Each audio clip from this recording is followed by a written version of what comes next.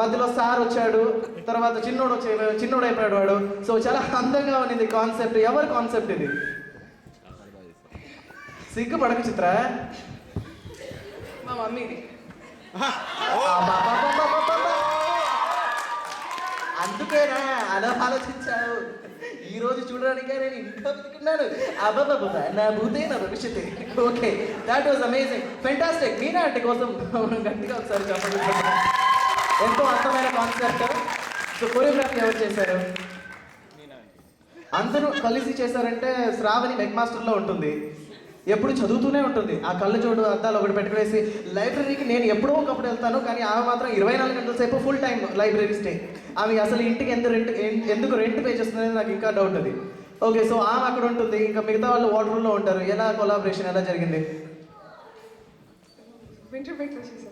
Winter బ్రేక్లో చేశారు. మనం బ్రేక్లో relax అవుతాం, వాళ్ళు చాలా కష్టపడ్డారు. సో ఇంకొకసారి వాళ్ళ కోసం గట్టిగా చెప్పండి.